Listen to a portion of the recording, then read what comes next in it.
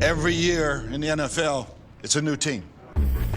As far as goals go, we have one. Putting a f***ing ring on our finger.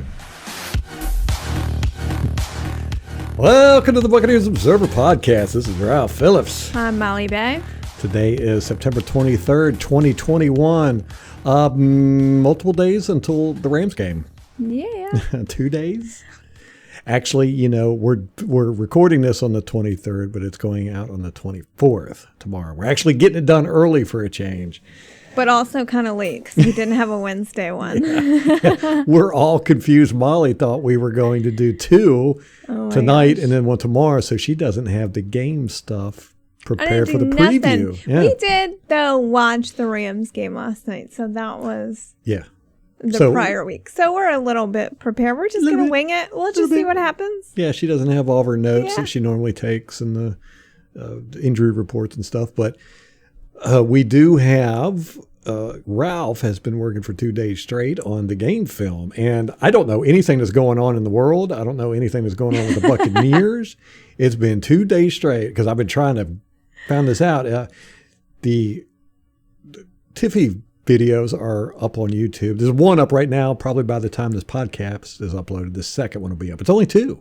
It really surprised me because in the first half I had a whole bunch of clips. Second half I only got 4. Game was kind of boring. Did you say this was the Dallas game? Dallas game. Okay. Yes. Week 1.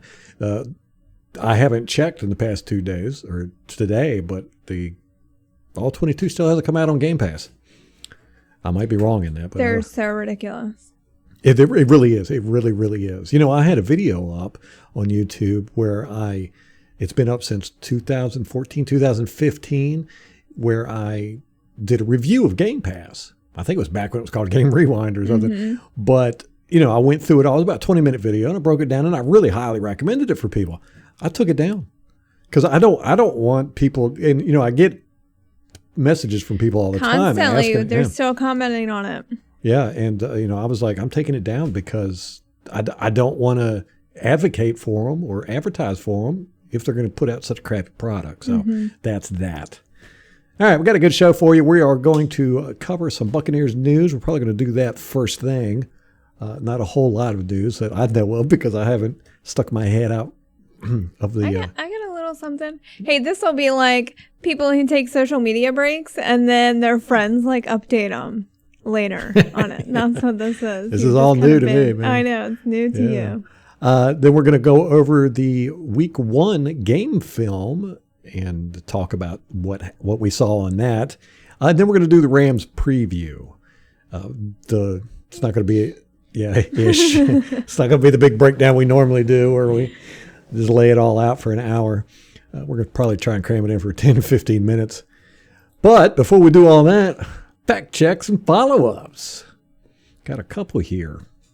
One fact check, which was this is so funny. Me and Molly laughed watching the Rams game the whole time. Oh my gosh.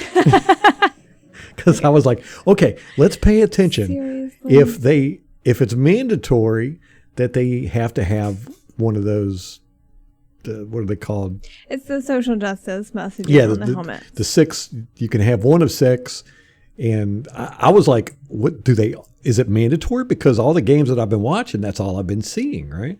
Well, so I mentioned it in the last podcast, and I was like, we watched the Rams game. I was like, okay, let's look at this. Not a single player on the Rams, right, or the Colts. There might have been 1 or 2. Mm-hmm. And I was like, man, I really feel stupid because I didn't look for it in that game. I looked for it in the Packers. That's right, Detroit game. You're right. It was the Packers Detroit game. And we saw one Packers player. We saw one Packers player. I felt really dumb. I was like, man. But apparently a lot of Buccaneers have it. Yeah, that's where we noticed it, I think. Yeah. And it just popped into my head. I was like, what? Is this mandatory? Do they have to have this? So apparently not. It's not mandatory. Just, forget I even said all that mess. We can go back and scrub history. I know. I'll do that. Memory hole, that one. Okay. The second thing is a fact check and a follow-up. I couldn't quite understand this one. You had said that our secondary was worst in the league, right? Yeah. Stat-wise? I don't know what stat you were looking at. I wasn't. Someone else tweeted it. Yeah. Did not come from me. Don't blame me for that. I guess I repeated it, so I have some culpability here, but... Well, you made me go through all this effort because of some random tweeter. I think it was a blue check. That's even worse. I trust the unblue checks more than I do the blue checks. I don't know. We the only thing that our secondary is worse or is top in the stats is we have the most pass attempts against us at 106 in 2 games. That's 53 passes a game against our secondary. Wow. That's crazy. Guess who's in second? Passes attempted against them? Yes. The Falcons. Nope. Dallas Cowboys. Oh. With 91. So they're 15 down from us in 2 games. Teams are passing on us a lot, but they're not doing so well. Our secondary is 9th in the league for yards per pass. 9th best in the league at 6.6. 6.6 yards per pass. Really? Yeah. That's not really that good at all. Bills are first with 4.9. That's really good. The average is usually around 11 yards, so it goes to show. Right, but when you're not allowing yardage by the run and then also aren't allowing yardage by the pass, I mean, that's a pretty sweet deal. Yes. We're 5th for completion percentage, which that's not too bad. I know. And 5th worst at 72.6. Oh, 5th worst? Yeah. Oh. So, the Vikings are first with 77.8. We're 4th in interceptions with 4. Mike Edwards had the 2. Yeah. Pick sixes. Probably highest score in defense, too. Probably. Damn near close to it. Patriots have 5 interceptions. So they're leading the league again. We got to catch up. Yes, we are only one of 7 teams that's not given up a 40-plus yard pass. How about that? Okay. The longest pass thrown on us has been 31 yards, and only 2 other teams have shorter longest passes. Well, I hope we keep that up through Sunday. Yeah, I think I know. I know. But, we did it against Dallas, and they've got some pretty good receivers. And Cooper Kupp, different story, but we'll get into that here in a little bit. So, I have something else I want to cover. It's not really a fact check or a follow-up, but it's something we've talked about a little bit, so we'll consider it a follow-up. The taunting. Everybody's freaking out on the taunting, and rightfully so. Who was it? I have actually seen people defending it. No. Yeah. Are you serious? Yeah. You got to stop hanging out with these people. No, it's on Twitter. I mean, same difference. I know. It's like a dumpster fire. I don't know why. Yeah, but there were people like, we don't want people starting a fight. And I'm like, speak for yourself, a-hole. I know, right? We do. We were watching, I think it was the Rams game last night, and I don't like how they've gotten to where they blow the whistle, like when a running back is running and he'll get swarmed with a bunch of people or whatever, and there's still a pile, they're still standing up, and the refs will blow the whistle, for forward momentum or whatever. But, used to, you didn't blow the whistle until the guy was down, because you never know if he's going to break loose and pop out and run up, get a big run or whatever. And we're getting robbed of that, with these awesome plays like that. And, I was thinking, well, when are they going to start blowing the whistle before a tackle? Because they're like, he was going to tackle him anyhow. Because that's how they are with the, they're like, well, the running back, there's a bunch of people surrounding him. He's in a pile. He's not going to go anywhere. So we're just going to blow the whistle, When are they going to start doing that with tackle? Well, there was 3 guys coming at him. They looked like they were going to get him. So, they do it with quarterbacks already. If you're getting sacked, they'll blow the whistle before you actually get sacked. So I think we're getting robbed of big plays. Like 1 in 100 plays, the guys are going to bust out of the pile and probably make a touchdown. It's going to be spectacular. It's going, ooh, but. refs like to have their stuff going on. Oh, yeah. Their little power trip. Yeah, they're power tripping. Now, with the taunting, who was it that got a taunting penalty last week on our team? Mike Edwards. Oh, that's right. When he got the interception, he ran in. We have no idea what he said, what he did, why it was considered taunting, except that he turned around as he was running in and faced. It was the eye contact. That eye contact, yeah. He faced Matt Ryan as he was scoring a touchdown. He scored a touchdown in his face. Yeah. Which, when I read the rule to you here in a second, you're going to go, yeah, that's what the rule says. You just can't be mean to people. But Jensen got a taunting penalty. Jensen, an offensive lineman in the Dallas game. And again, you don't know. What I watched it and I'm like, what did he do? I have no idea. Did he say something? I don't know. They should have to repeat it over the microphone. That would be funny. Bleep it out. Just to let you know, we might be more on board with it if we know what they say. Yeah, mic them up. Just replay that person's mic. Be like, here's what he said. We'd be like, oh, yeah, that was pretty bad. So, he talked about that guy's mama. But the problem with it is that these refs have too much control, and it's going to cause it, because it's going to happen in a playoff game or a big game, where a guy's going to get flagged. No of the fans are going to understand why he got flagged, and it's just going to cause a lot of dissension. But if you look at the rule, here's the rule. It says that taunting, to promote good sportsmanship and respect for opponents, the NFL Competition Committee, NFL coaches, and the NFL Players Association all strongly recommended that the taunting of an opponent be a point of emphasis for officials. And that's what the little memo that was sent out. Of course, the fucking NFLPA is in on this. That J.C. Treader is such a tool. Yeah. Oh, my God. I don't know whose side he's on. And I know. Why would you agree to that? And then the memo goes on. It says, what is taunting? Taunting is any flagrant acts or remarks that deride, mock, bait, or embarrass an opponent. A touchdown can embarrass them. I know. All of those are like totally subjective. Like embarrassment. How am I to decide if you're embarrassed? You're embarrassing the opponent. Yeah, I get embarrassed way more easily than you do. Right? So it's like. So that rule in our relationship would be absolutely horrible. I know, very lopsided. Yeah, very lopsided. But here's the actual rule. It's Rule 12, Section 3, Article 1, prohibited acts, non-football act fouls. That's a mouthful, right? Okay, but we're going to go. And it says, yes, such acts, okay.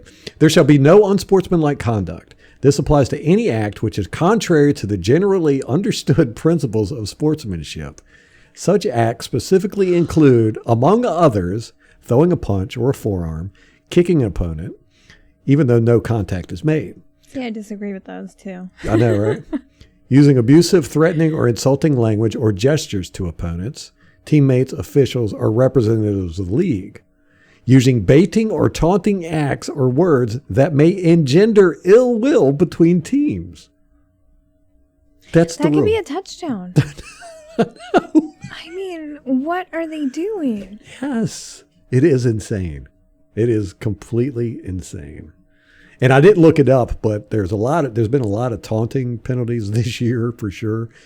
And I want to see how many exactly there has been. It's ridiculous. It is ridiculous. How did this become a thing? I want to know who thought this was a good idea. It's probably J.C. Treader, because everyone on the field is probably talking shit about how bad he is at his job. God. And he was just like, I can't take the bullying anymore. That's my theory. Oh, man, you're ruthless. Yeah, that dude, forget that dude. Like, he sucks. Okay. Another follow-up. Okay. This is the numbering rules by position. Okay, the committee, whoever they are, the committee. Have expanded the numbering rules that allow certain positions to wear single-digit numbers, which had previously been assigned to quarterbacks, kickers, and punters. The expanded numbers are adjusted as follows. Running backs, tight ends, fullbacks, halfbacks, and wide receivers can wear the numbers 1 through 49 and 80 through 89. That's just okay. So 1 through 49. Okay. Basically, the only numbers you can't wear. Up through the linebackers. They can't wear lineman numbers. Right. Yeah. They can't wear 50 to 79. That's it. Defensive backs can wear 1 through 49. Okay. Linebackers can wear 1 through 59 and 90 through 99. Oh. Offensive linemen are stuck still with 50 to 79, and defensive linemen. Discrimination. Defensive linemen are 50 through 79 and 90 through 99. So the only ones that can wear single-digit numbers are linebackers, defensive backs, running backs, tight ends, fullbacks, halfbacks, wide receivers, punters, kickers, and quarterbacks. Basically, the only ones that can't are offensive linemen and defensive linemen. But, so a quarterback can't go and wear like a 49. I do not know. I don't have the numbers for a quarterback. I think they have to wear single digits. Yeah, so they're very restricted, aren't they? And arbitrary. I know. And stupid. Very stupid. So basically, anybody can wear the number 1 except for a defensive or offensive lineman. Okay. That doesn't make it any more confusing. No. Yeah. At all. You are in such a good mood today. I am. I'm so crabby today. I just hate everything. I'm sorry. I woke up that way. Yes. Ralph is carrying the podcast today, by the way. Probably for the best. Maybe. Oh, also gang signs are outlawed, which is interesting because I want to know who has the list of gang signs. Who determines I didn't even know gang signs were still a thing. I know. What are they? I don't know. I guess any hand gesture could be determined. I guess that what they got to do is they take a picture of your hand gesture that you did, then they compare it to a database, probably FBI database for gang signs. And if it's similar, you get fined or penalized. But let me ask you: do these refs know any of the gang signs? They all do. Absolutely not. half the refs are Crips, the other half are Bloods. Do they still even exist? Do Crips and Bloods? That's from the 90s. I don't even know. That bled into the 2000s, didn't it? I don't know. Are there any gangs anymore? That's what I'm saying. I don't know. I know nothing. I don't know. I don't know either. I live a very sheltered life, apparently. 2 taunting penalties. This is crazy. Well, I started watching this with the games. When you get a taunting penalty, they say that's this person's first personal foul. They get another one, they're disqualified from the game. Yeah. For taunting? Yeah. So 2 taunting penalties committed by an individual player result in an ejection. In addition, the taunting player may be subject to additional discipline depending on the severity of the action. Okay, honestly, how severe can taunting be? I guess maybe if you pulled out a severed head out of a bag, but then that would be using props too, so that's illegal. Yeah. I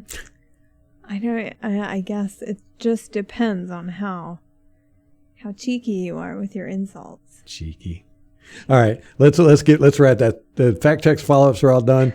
We're 20 minutes into this podcast. We got a lot to cover. I could do a whole thing on this taunting thing. Well, I think I could too. Yeah. I should have warned you before I brought it up. It is so ridiculous, and I really, really, really, really do not like it because you don't know what the penalty is. What they do. I don't know. We need more transparency. All right, we got more Buccaneers news. What you got, Molly? All right, I'm just going to go down the list. Do it. The 2022 Hall of Fame nominees have been named, and Rondé Barber, Michael Allstott, Simeon Rice, and Hardy Nickerson are there for the Buccaneers. So this is the preliminary 122 nominees. So this is the first round. Yeah, sweet, man. Hardy Nickerson, he's the reason why I became a Buccaneers fan. And then Mike Allstott, Simeon Rice, he's been trying to get in forever. I don't think he ever will. There was some kind of promotional graphic where they got Hardy Nickerson's name wrong in it. They put it Sam Nickerson Sr. And he was like, that's not my name. And they pointed it out on Twitter to whoever had tweeted it out to begin with. The committee. The committee. They republished the image. His name was not fixed. These guys are top of the line. I know. I was surprised they could. It'll be interesting to see if Mike Allstock gets in. He deserves to get in. He's like the last of the fullbacks, but.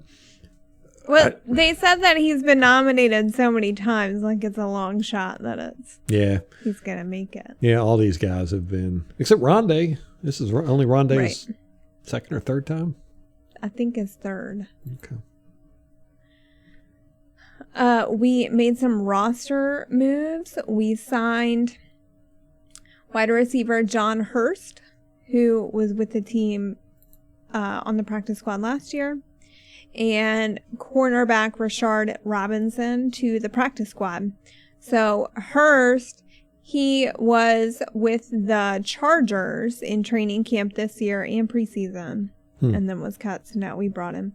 And then Robinson, he was with, he was drafted by the 49ers in 2016. He played for the 49ers, the Jets, and the Cowboys. He played with the Cowboys in 2020. So we added him to the practice squad as well. And then we announced, also we brought Elijah Ponder, the outside linebacker, back onto the practice squad as well. And let me see, we have a few guys who are now on the COVID list. The Kevin Minter, who he was on it last year. Remember, we lost him to it. So, and then Travis Johnson as well. Is Antonio Brown still? Yeah, and Antonio Brown. And we also released cornerback Herb Miller from the practice squad. So the guys who are on the COVID list, were 100% vaccinated. And so if any of them, they just need to be asymptomatic and then test negative within 24 hours to test. Within 24 hours. And then they can potentially play on Sunday. I don't know if that's happened. We will see.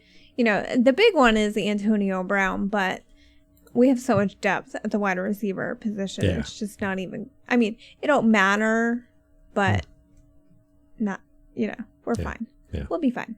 We'll be fine. And then Tom Brady got the FedEx Air Player of the Week again. The second week in a row. Boom! I know, and I guess impressive? 5 touchdowns will do that for you. Yeah. And then Mike Edwards is the defensive player and the NFC Defensive Player of the Week. Of course. He's Matt Ryan's leading touchdown receiver. That's great. Oh, my goodness. Hey, yesterday, when I was following Buccaneers news, there's been a kerfuffle about us getting Richard Sherman. Any update on that? No, there were just rumors circulating, I think even over the weekend, so it's been a little bit of time. Well, Bruce Arians has come out and said they've been kicking the tires on him. Yeah. Reached out to him and stuff. Right. So no updates there, but yes, Bruce Arians confirmed that it's true. They did reach out to him. And I heard 3 teams reached out. So what's he waiting on?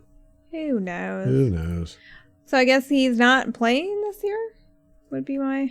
Apparently not. If teams are reaching out. Who was he with last? I want to say San Francisco. Okay. Right? I know. Don't know. He was great in his prime. Don't know how he would be now. I know. I wonder what the issue is. It couldn't hurt us to have a little bit of veteran experience back there. I agree.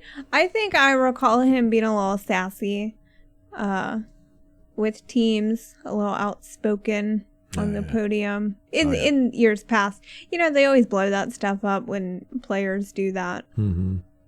Try to keep them in line. Yeah. Well, I think the media just draws attention to it. Mm-hmm. Sometimes probably unnecessarily, but that's what I recall. Yes. The Packers grabbed outside linebacker Ladarius Hamilton off of our practice squad. Bastards. I know.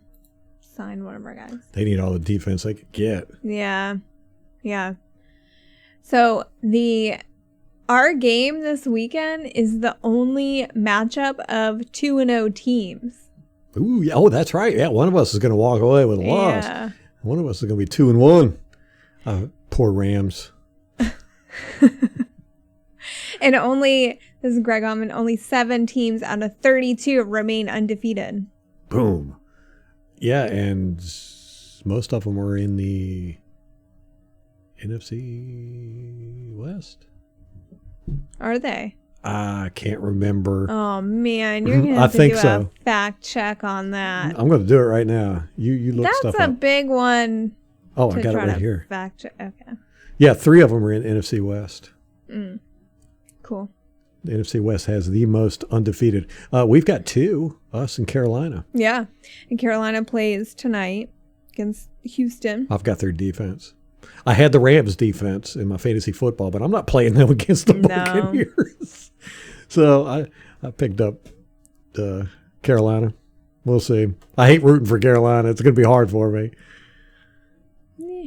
Anyhow, how you doing over there? You got more Buccaneers news? Okay, just 2 more things. Well, 3 more things. And it all relates to the preview. So I don't know if you want me to wait for the preview for this. Yeah, just wait. Okay. So we can to throw that in there real quick. We gotta zip right along. We're halfway through the podcast already. Haven't even got to the beginning of the notes. Just flying by. Yeah, real quick. League news, anything? Nope, nothing. Only thing I gotta say is Greg Olsen was absolutely great in the booth.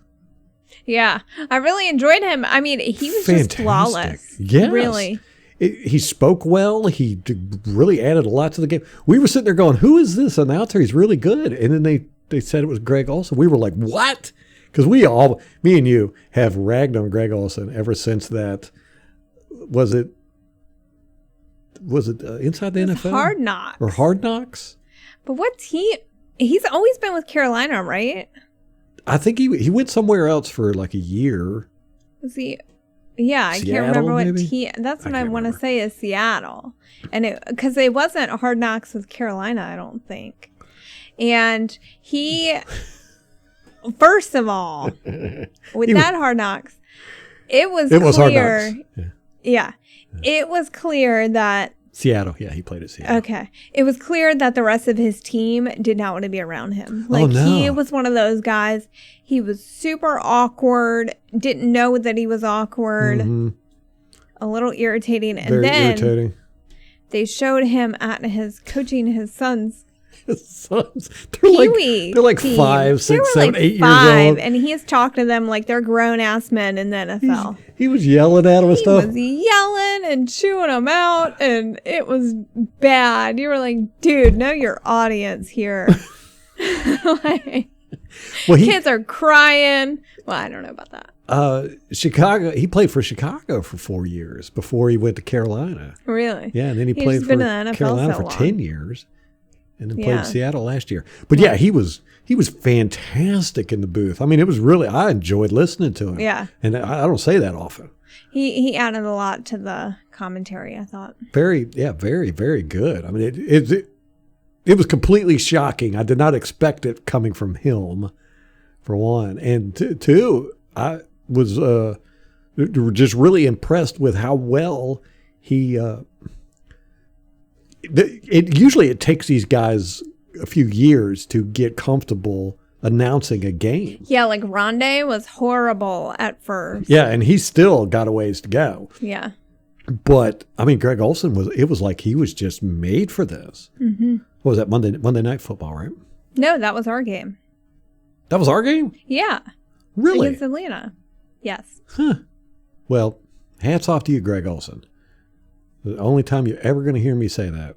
I know. At least he's not lined up against us. Yeah. All right. Let's get into this game film. What do we see with the Dallas Cowboys? Do you recall what our thoughts were after the game? Oh, I had a list. Hold on. Okay. Go through your list. I guess I should ask you to bring that up before I put you in the spotlight. Okay. Okay, here we go. Mm-hmm. So I said injuries to the secondary. The refs suck. Mm-hmm. Did they sedate BA? I hope you can answer that. The interceptions were not Brady's fault, so the one was a Hail Mary. The other one was off of Fournette's hands. The Rojo fumble, and then the Chris Godwin fumble in the fourth quarter was devastating. Yeah. So those were my notes. Yeah, opinion looked good. The refs sucked. These are my notes from watching the game live. Let's see, Dallas had a complete different game plan than they usually play, and they abandoned the run and threw quick to the outside. Closer game than expected. And, of course, we had a whole podcast on it and everything. Pretty much what I saw in the game film kind of matched up with what we saw live. There were a few things that were different. One, our special teams is rocking it. I mean, yes, these guys are blocking and tackling out there. And our punts, not our punts. Yes, our punts and our field goals. Our field goals, we have our first team defense out there. We did in that game with Dallas. And on a few punts we did too. Really? Yeah, because I think we expected them to maybe try and go for it on fourth down. Oh. But like a tricky. It's very strange on our field goals that we had our first team defense out there. Now, we've changed up some of our things when we're kicking field goals. We have Vita Vea and Nacho on the right-hand side. Now, I pointed out last year that was a real problem. I think we had Josh Wells. No, Josh Wells was on the left. I think it was Wirfs. I can't remember. But they just weren't getting enough extension out. And now we've got Vita and Nacho out there. They're blowing up everybody. It's hilarious. Yes. Yes. So we don't have to worry about guys coming around the outside on us during field goals and blocking the kicks. Our special teams, our kick returns and punt returns, they're doing great, man. Those guys are doing great. They're down there. They're blocking great. They're tackling great. That guy, 49, Stewart, Mr. Irrelevant, or 48. Is it 48 or 49? He is 48. He's just fun to watch. That guy, he's like. It's the hair flying. That's what made Palomalu so memorable. Yes. He looks like he has so much energy, but I think it's just the hair flopping around, It looks like a cape. It's like a cape. A neck cape. Neck and shoulder. But he's just running around out there and just looks like he's having the time of his life. There was one kick we did that was a touchback, and it didn't matter. He ran all the way down the field. You could just picture a big smile on his face. He was just like, I'm running down the field in the NFL game. And he just ran all the way down, out through the end zone, almost went into the tunnel on a touchback. But he's fun to watch. I like watching him. He just seems like he's got so much energy out there. He wants to make a play. But our special teams have changed their whole thing. It's like we brought Keith Tandy in. Yes. In offseason. Yes, and they're playing. They're playing like Keith Tandy. They are keying on people to block, and they are going after that person no matter what. They will climb over people to go and get that person. Oh, I love it. Yeah, and that's one of the reasons why Mickens has had such great runs, because they're opening up holes for this guy. So I'm excited about that. That's kind of interesting too. Poor Mickens. Here it was. We were talking crap about him all last year. Like, let's upgrade there. And maybe it's just he couldn't get nobody to block for him. That was definitely a thing. Yeah. Because we bitched about that all year long. Mm-hmm. Blocking and tackling and the tackling's gotten better too. So happy about that. Because it did not show up in preseason either. No. The preseason it looked just as bad as before. Yep. And now they've got Mickens. I don't know who's going to be returning punts now. They threw Antonio Brown back there one time. They have Scotty Miller. Didn't one of the running backs return a kick one time? I can't remember. But it seems like they're kind of, I don't know if Mickens got hurt or if he was winded or what, but they were throwing other guys back there in the return duties. Well, I just pulled up the depth chart, and Mickens is starting at returner. And then Jalen Darden is second. Okay. And then we got third, Scotty Miller on punt returns and Tyler Johnson on kick returns. Yeah. Dallas is going to miss number 90, Demarcus Lawrence. He's probably the best player they've got on defense. Oh, yeah. How was the game film against Wirfs? It wasn't as bad, near as bad as I thought it was going to be. Okay. Yeah. I mean, Lawrence is good, but he didn't beat Wirfs as much as I thought he did. Wirfs had a pretty decent game. Oh, okay. Because, it seemed like on the first go-around, Tristan Wirfs, I can recall a couple of times where he was on the ground or away from the play. Yeah, Looked like he got beat. Our offensive line played great. I mean, Brady was rarely rushed. I'm not even sure if he got hit once. But the offense played great. They were not much of a threat at all to our offensive line. Let me see. Our secondary. This is people really gave Dean a hard time, and 43. Cockrell.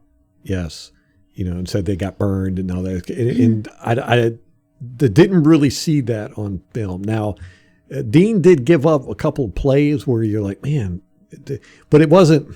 He didn't get beat.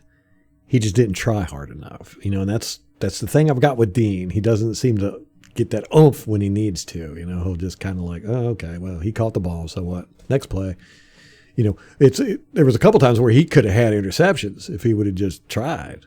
But, the Cockrell, the biggest problem our secondary had was communication and just screw-ups in the backfield. It wasn't that our guys were getting beat. It was that our guys were getting confused as to who was covering what. Mm-hmm. That's what happened almost every time they got beat.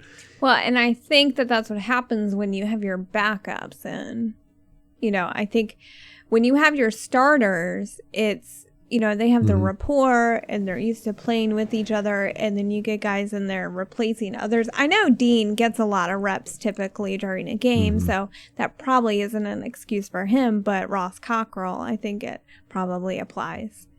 Yeah, well, with Dean, I didn't see, and I looked really hard, and I didn't see where he was getting beat.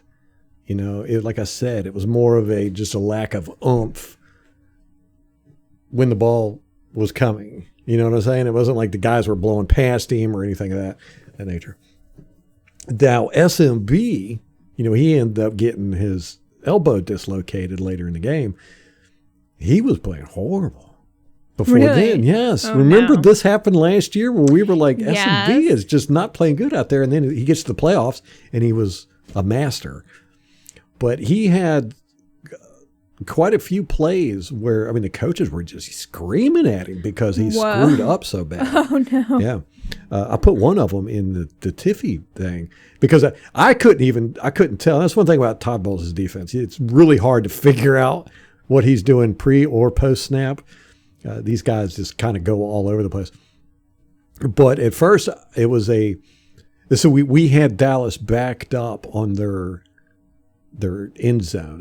This was when Pinion dropped that punt into 2, right? The first play they did, I can't remember if it was CeeDee Lamb or Cooper.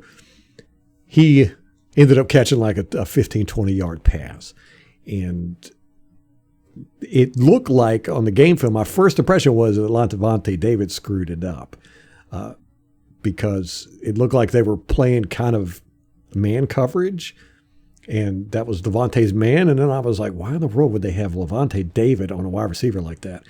But anyhow, after the play, the coaches, Winfield, Levante David, Devin White, all immediately started yelling at SMB. Oh, my God. So I was like, oh, what the happened there? It was unanimous. It was completely. Like, and it was immediate, man. As soon as the play was over, it was just like they just went, boom. So I rewound it and watched it with that in mind. And I was like, oh, well, obviously, yeah, he screwed up. It was a cover 3, which we played a lot of cover 3 against Dallas.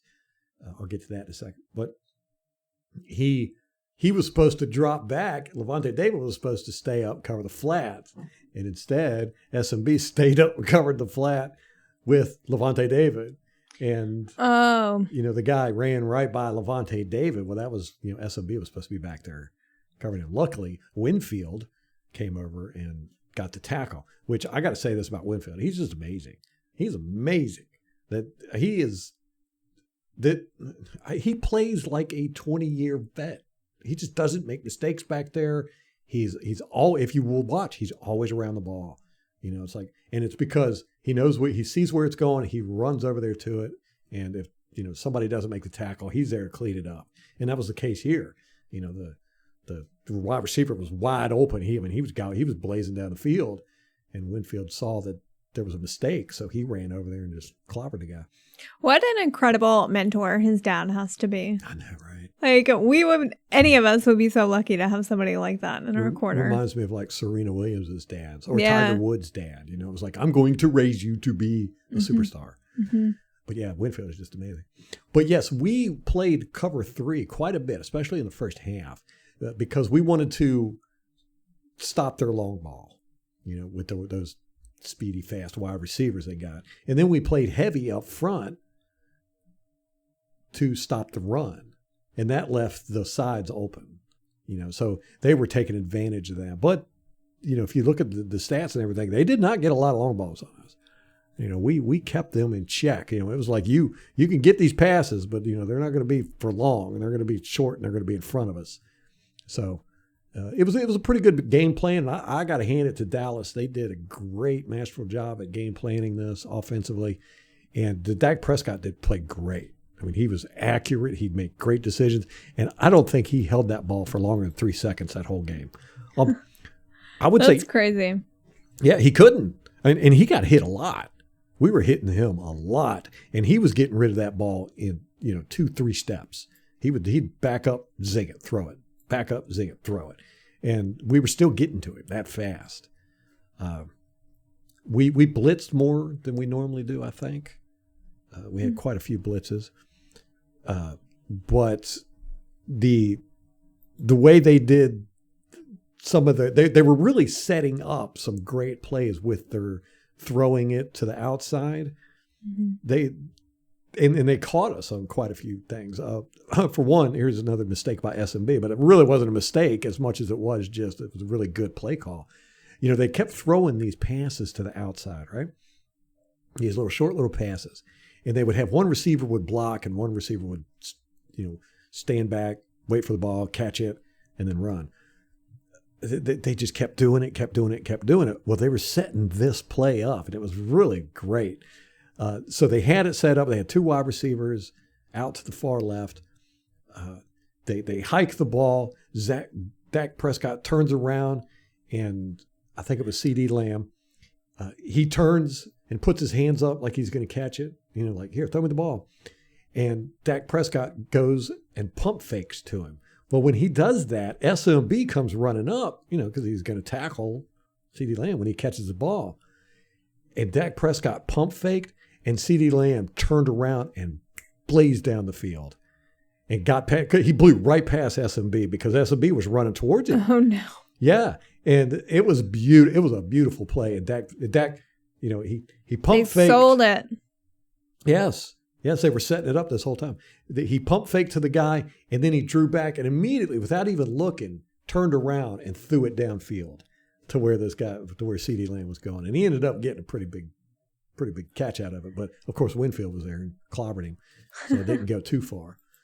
But it was a great game plan by them. It really was. Huh. But we, coming out in the second half, we shut those little short passes down immediately. It was like we adjusted, and it was stupid how they kept trying to do it, and we were just breaking them up like crazy. Adams and Davis were just all over the place with this. Yes. Shaq Barrett. He had 8 dropbacks on 71 snaps. I don't like that. No. And it looks like Tryon is eating into his snaps instead of Really? JPP. Yeah. And I know it's a lot more I looked at the snap counts in week 2, and Shaq's was even lower and Tryon's was higher. So he's eaten into Shaq Barrett's snaps. But Shaq Barrett he dropped back 8 times, which is it's too much. It's too much. And you figure out of 71 defensive snaps, you probably 3/4 of them are passes. So, I'd say 50 passing snaps. He's out there for probably 40 of them. And then out of those, 8 of them, he's dropping back into coverage. So, you're only leaving him out there for 30, 35 rushing, trying to get to the quarterback. And that's just not enough. Although he was getting there. When he was there, he was getting there. Him and Vita were just eating that stuff up. The refs were not as bad as I thought they were. Okay, so they got, a C+? Yes. No. After that game, I thought I gave them a failing grade for sure. So I'd give them a D. There was 8 uncalled holding penalties. One of those was on the Bucs. But other than that, pretty good game, surprisingly. There was a couple penalties that they called that I was like, yeah, that was bull crap. But they didn't miss as many as I thought. Now, 8's a lot. That's 7 the holding penalties they didn't call on the Dallas Cowboys. I had a couple of them in the Tiffy videos that you could see. There was one where Devin White was coming in and he blew up Ezekiel Elliott, who tried to block him. Devin White put a shoulder into him, and as Ezekiel was falling back, he grabs hold of Devin White by the jersey and pulls him. And Devin White was going straight for the quarterback. And then on the other same time, Shaq Barrett had beaten his guy 71, and it was a beautiful move. He faked he was going to the outside and came to the inside, and the guy was just caught totally off guard. So he reached out and grabbed hold of Shaq Barrett. And so you have 2 guys being held, and the referee's standing right there looking at them. And they're both going towards the quarterback. And if either one of them hadn't gotten held, they would have gotten to the Dak Prescott. Anyhow. So the refs weren't near as bad as I thought they were. They weren't great. Yeah. But they weren't horribly bad. Let me see. We got 13 minutes left.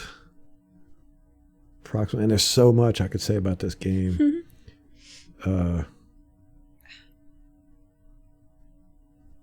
I'll have to go through my notes and pull out stuff later for a podcast down the line. Okay. But, they didn't really throw deep on us a whole lot because we kept them from throwing deep. And when they did throw deep, we intercepted them. There was one, they got a touchdown. I think it was CD Lamb again. They got a touchdown, and it was on Cockrell. And it's the one where everybody was like, oh, Cockrell got beat and everything. It's not what happened. It was, again, miscommunication. They were playing man coverage, which we did not play a lot of man coverage. We only played a very small amount of man coverage. And we were playing man coverage. Cockrell was following, I think it's number 11, number 1. I can't remember. He was following this receiver who went into motion, right? So he's running with the guy in motion. And you've got Dean's lined up with Amari Cooper. Edwards was lined up with somebody. And so Cockrell is behind their back, kind of back where the middle linebackers stand. He's about that far back. But he's running with this receiver that's going in motion. So that's his guy. Not CeeDee Lamb. CeeDee Lamb was the one. CeeDee Lamb was the one Dean was supposed to be covering. So anyhow, the ball snaps.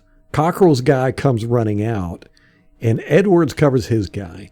Well, Dean takes Cockrell's guy, and that leaves the guy that Dean was supposed to take, CeeDee Lamb, shooting down the field. And Cockrell was like, you could kind of see him, he's like, oh, oh my gosh, this guy, I need to cover this guy instead of that guy. Dean took that guy.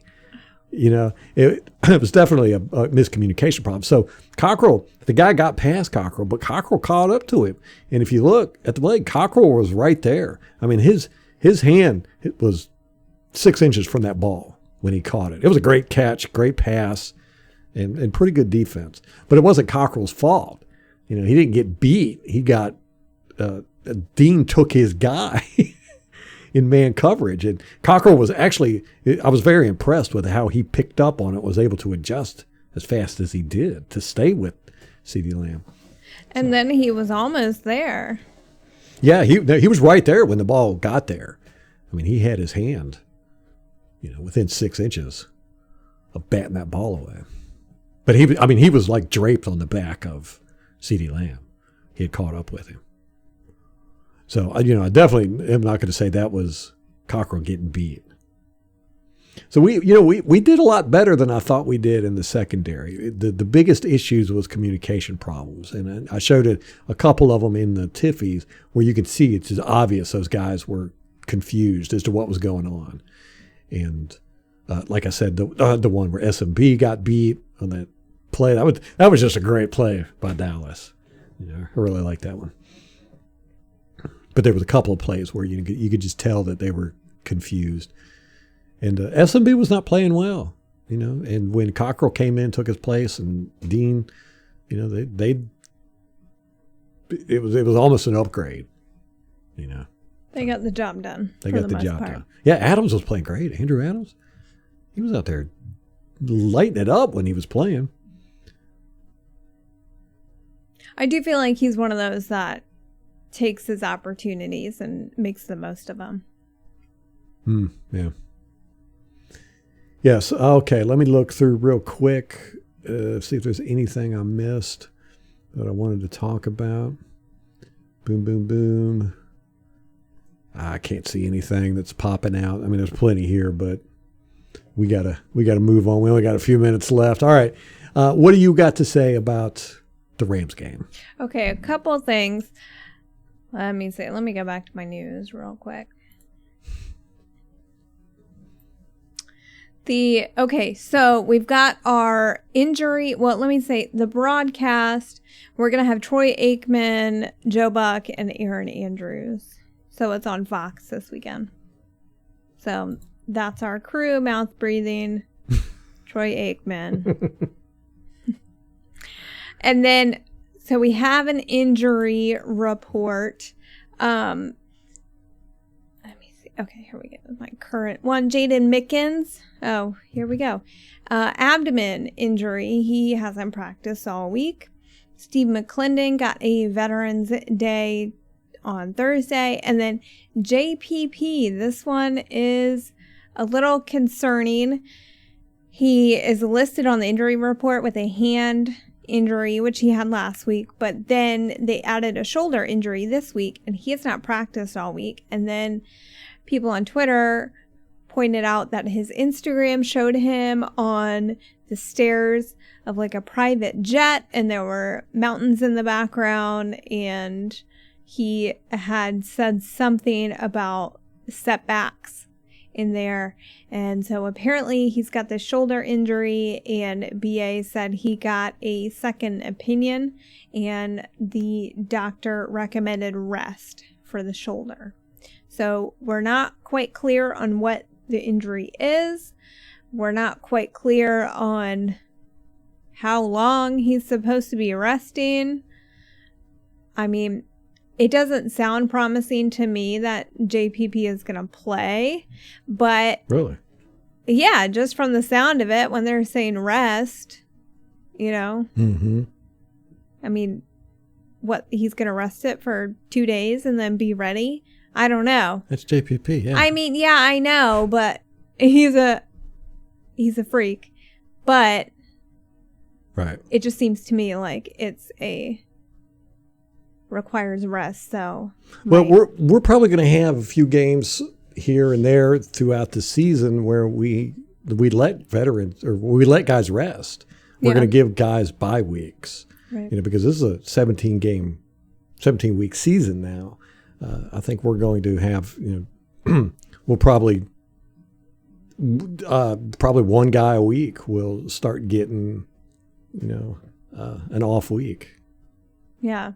I wouldn't be surprised. And so if he doesn't play this weekend, I wouldn't be surprised. That's my point. And, we have Joe Tryon. So there we go. Yeah. I think it's ideal that it happens early in the season like this versus later when we're fighting for seeding or I don't think a playoff spot. Yeah. I don't think we'll be fighting for that, but there's the potential there. Home field advantage, whatever.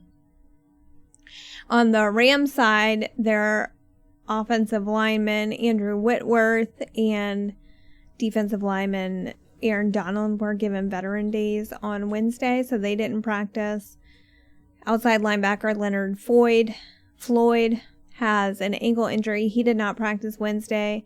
And then Darrell Henderson Jr., their second-string running back, he has a rib injury. He did not practice. It's West Coast. It's about 5 o'clock on the West Coast right now, so we don't have their injury report yet for Thursday. So a couple things I will note with the Rams, which I think I had seen this in the preseason maybe, and then it didn't occur to me until we watched them play the Colts, is that Raheem Morris is their defensive coordinator. For the Rams? For the Rams. Ooh. Former Buccaneer head coach. Interesting. The Youngry team. He's their defensive coordinator? Mm-hmm. Wow. Which I can't believe after his performance at Atlanta, anyone would hire him. I can't believe after his performance with the Buccaneers, anybody would hire him. I know, but here we are.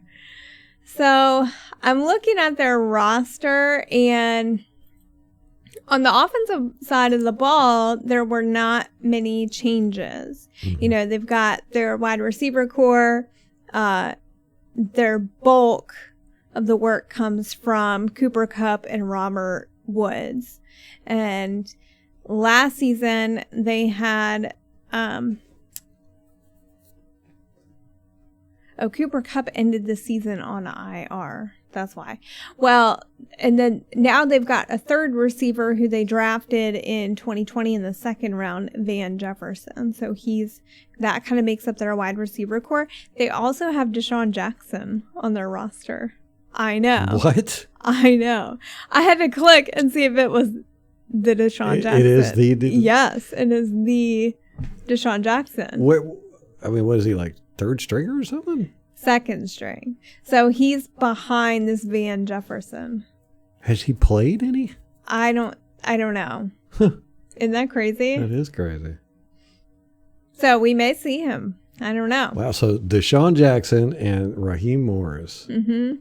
Mm-hmm. It's like an old reunion. Yeah.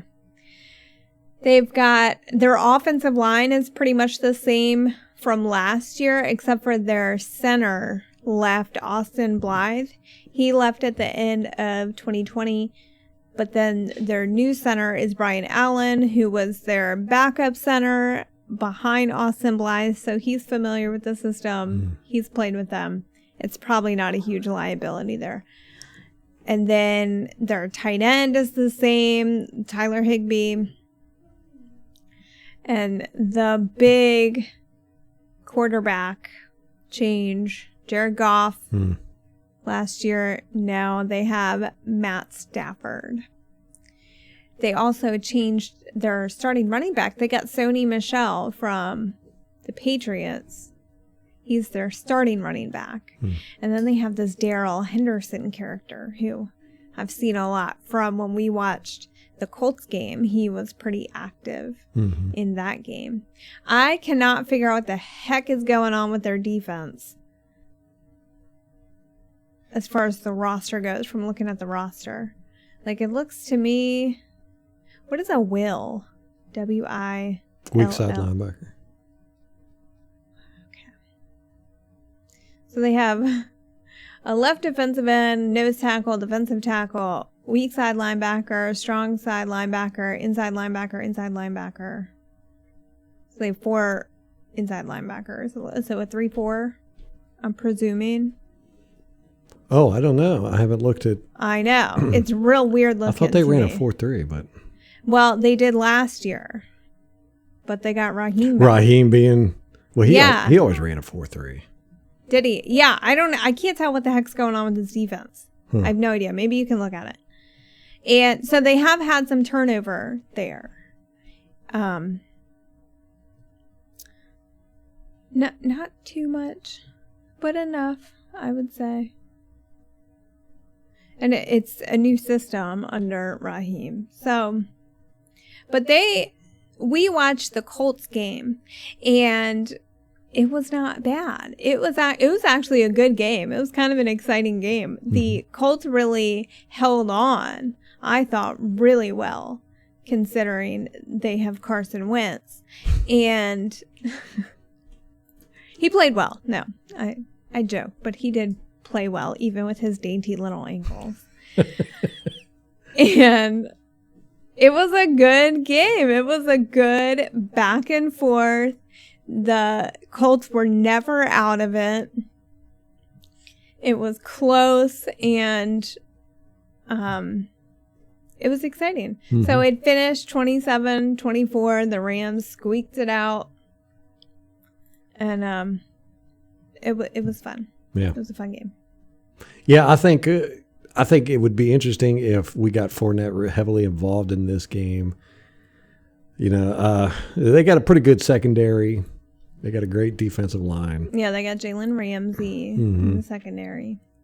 So it'd be fun to run it on them.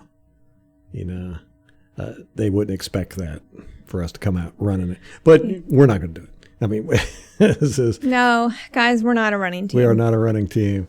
I think we're just going to do what we do, you know, and see if they can keep up with us. Yeah, I think that's going to be the key to the game, is just being able to go tit for tat with them. And that's what the Colts really did and kept it close pretty much the whole time. It was just kind of, you know, Rams score, Colts would answer, and it was just a back and forth the whole time. So I think we have to do that as well. Yes. Their receivers are excellent. You know, they burned us last year. Cooper Kupp, and Woods. They're real dangerous with yards after the catch. You know, I mean, they're wily. Yeah, and they were throwing bombs down the middle. Yeah. Against the Colts. So. Yeah. Oh, they ain't scared of throwing it deep. Yeah. So I'm not. I'm a little nervous about this one, and I do think it could go either way, frankly. Yeah, this is the one I've been kind of regretting this whole season. It's the one I think that, you know, had the Rams. I think we're a better team, you know, but if we bring our B game and they bring their A game, we're probably going to lose it. You know, we have to play well. That's considering that they play well. You know, if they don't play well, they don't have a chance to beat us. Everybody's going to have to bring their A+ game to beat us. But the Rams are the only ones where I feel like, you know, most teams, if we bring our B game, we can beat them. The Rams are the only team I feel like if we bring our B game, they can beat us. You know. Yeah. You know, it's going to be a tough one. You know, and what is this? We've won 10 in a row now. Is that right? I don't know. It's 10 or 11. Sounds good to me. I don't know. We've got the record for 30+ games at how many? 9. 9? You know how hard this is to do?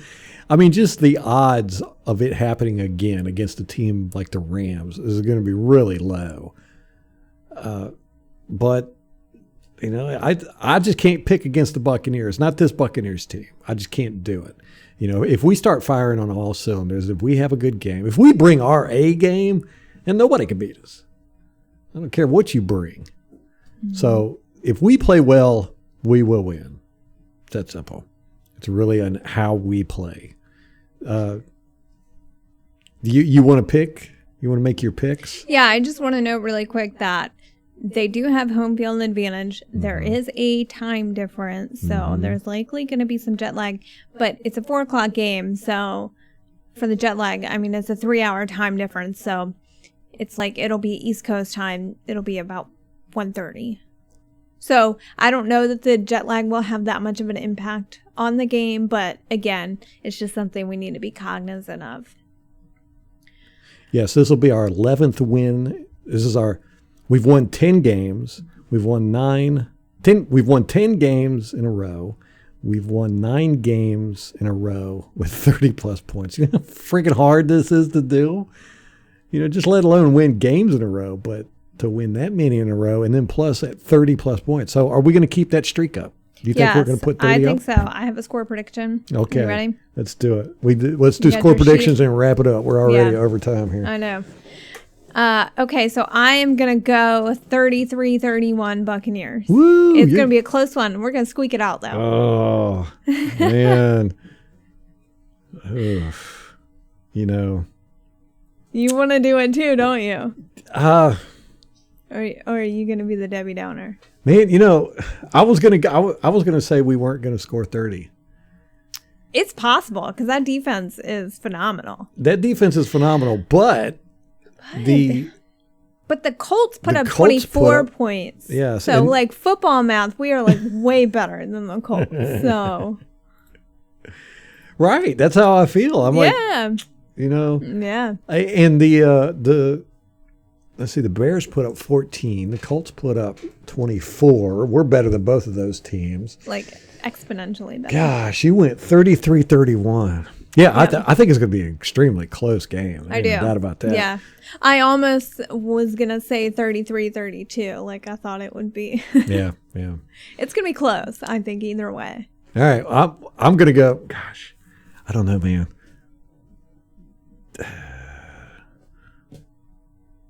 Just say what you think. What? But, you know, I mean, if we hit on all cylinders, we will dominate. I think we're less likely to hit on all cylinders this time of year. Yeah. I think the Rams, just based on where we are in the season right now, have a better shot than they would, you know, seeing us later on. Yeah. Because I just don't think we're hitting on all cylinders yet. Man, see, this is a tough one, man. This is a tough one. I tell you what, here's what I'm going to say. Okay, let's hear it. I'm going to say... You build up the anticipation. You want to phone a friend? I'm going to say 28-27 Buccaneers. Okay, all right. I like it. I don't think we're going to score 30. It's not that I don't think we can score 30. I just think that we are on a long streak that's really hard to maintain. And, you know, we have to, we're playing a really good team. Mm-hmm. So I think all that together is going to ruin some of our streaks. And the one I hope it ruins is the 30-plus points and not the win streak. Yeah. I'm with you. There you go. Could you imagine if we go undefeated all the way through the playoffs in the Super Bowl, that will be 17, 18, 19, 20. Let's see, where are we at now? We're at 10 game streak? I don't know. 10 games. Okay, well. I can't do the math right now. Counting is hard. So the Buccaneers, we have the longest losing streak in NFL history. But we could have the longest winning streak in NFL history here in a little bit. Okay. That's all right. Point I I'm like getting that. At. Yeah. Okay. You know, if we win 20 games this year plus add the games from last year, that'll be like 28 games. Wow. In a row, 26, somewhere in that area. That is like impossible. I know. What? But we're talking Tom Brady, so nothing's I know impossible. Anything's possible. Yeah. God, what did I say? I just said it a minute ago. Is it 10 games that we've won? Yeah. Yes. So, okay. Add 10 to 20. That's 30. Take away 2. That'd be 28. 28 wins in a row. Undefeated. Woof. Eeh. That's hard to do. Yeah. That's almost impossible, but hey, if anybody can do it, we can do it. We can do it. All right. There we go. We got our numbers in. 28-27 Bucks. That's what Ralph says. Molly says 33-31 Bucks. And neither one of us took the Rams. Ain't that shocking? Yeah, it could go either way though. Yeah. But I'm optimistic. I like our chances. Same here. All right, guys, that's going to wrap it up. We didn't have the complete breakdown for the Rams game, so you just getting our best guesstimation as to what's going on. And next week we'll probably get back on track. Hopefully the all 22 will be out for both week 2 and week 3. I can get caught up. Oh my gosh, I feel like you're going to spend forever getting caught up on this. I know. That's okay. You're going to do it. I can do it. All right, guys, that's going to wrap it up for us. Till next time. Go Bucks.